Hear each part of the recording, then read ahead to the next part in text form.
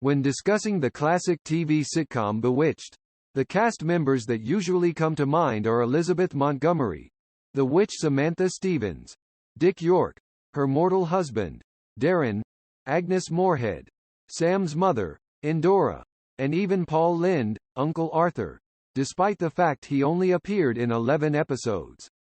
And then there's the man who should come to mind, but doesn't always, David White, who played Darrin's boss, Larry Tate, in 191 out of the 254 episodes produced. David himself began on April 4, 1916, in Denver, Colorado, his family eventually moving to Phoenixville, Pennsylvania. He graduated from Los Angeles City College and got his early acting experience at the Pasadena Playhouse and the Cleveland Playhouse. During World War II he became a part of the United States Marine Corps, after which he made his Broadway debut in the 1949 play Leaf and Bough. He returned in the 1950s The Birdcage, followed by 1953, The Pink Elephant, 1955's A Roomful of Roses, and 1957's Romanoff and Juliet. David was also involved with television beginning in 1949 with an episode of the Ford Theater Hour, which was followed by such anthologies as Nash Air Flight Theater, Lights Out, Hallmark Hall of Fame, the Philco Television Playhouse, Goodyear Playhouse, Studio One in Hollywood, Playhouse 90 and The Twilight Zone. There were also many episodic guest appearances prior to his signing aboard Bewitched, including The Phil Silvers Show, Peter Gunn, Bonanza, The Untouchables, My Three Sons, Surfside 6, Outlaws, and Richard Boone's Have Gun, Will Travel. David had worked with Elizabeth before Bewitched, in an episode of The Untouchables called The Rusty Heller Story, in which she played a prostitute. It's a role for which she received her first Emmy nomination. On the big screen in the days before Larry Tate, he appeared in Sweet Smell of Success, 1957, The Goddess, 1958, The Apartment, 1960, Sunrise at Campobello, 1960, The Great Imposter, and Madison Avenue, both 1961, and The Lollipop Cover, 1965. Then, in 1964, he was signed for the part that he would become most identified with, the president of advertising agency McMahon and Tate as the previously mentioned Larry Tate, a character he would play through the show's entire 1964 to 1972 run. He listed a number of episodes he considers among his favorites of the series. The Moment of Truth, Season 3, Episode 22, deals with Samantha trying to work up the courage to tell Darrin that their daughter, Tabitha, Erin Murphy, is demonstrating magical abilities, something she has to stop Larry and his wife, Louise, Casey Rogers, from witnessing. In Bewitched, Bothered and Infuriated, Season 3, Episode 31, Samantha and Darrin interfere with the vacation the Tates are on after Aunt Clara, Marion Lorne, conjures up a newspaper stating that Larry will break his leg and they're doing their best to prevent that from happening. Finally, there's Toys in Babeland, Season 4, Episode 2, which has Endora inadvertently bringing one of Tabitha's toys, the toy soldier, Jim Brooks, to full-sized life.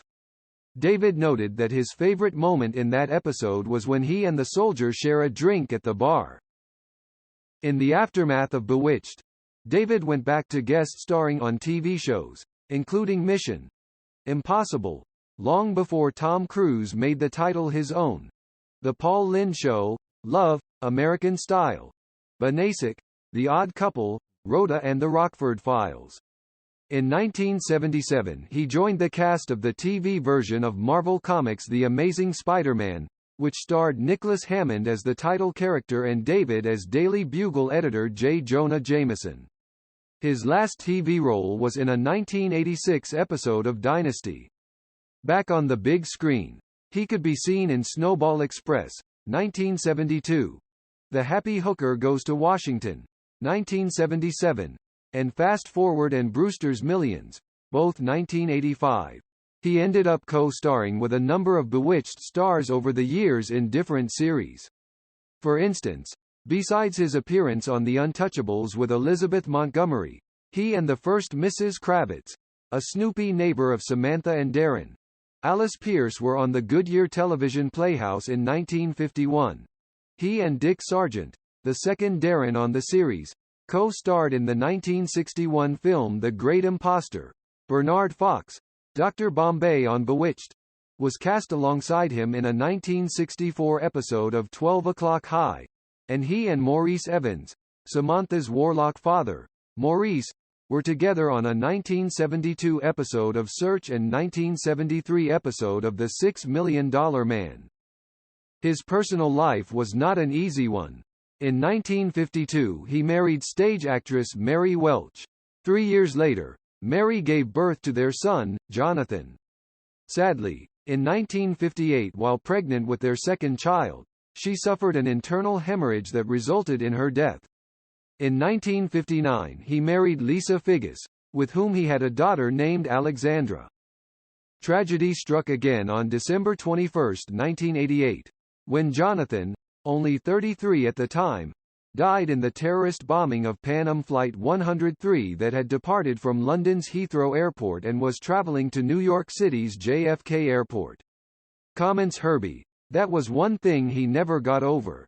He was heartbroken. And Elizabeth was not aware of this until they reunited during my combined interview with them for my second meeting with Elizabeth at her home."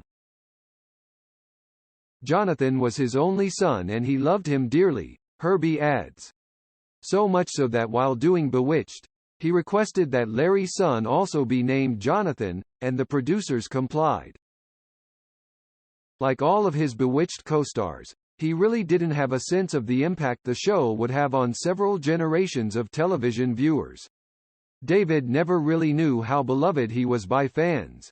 However, during the 1990s, he was amused when he learned of a local Los Angeles rock band called The Larry Tate Experience.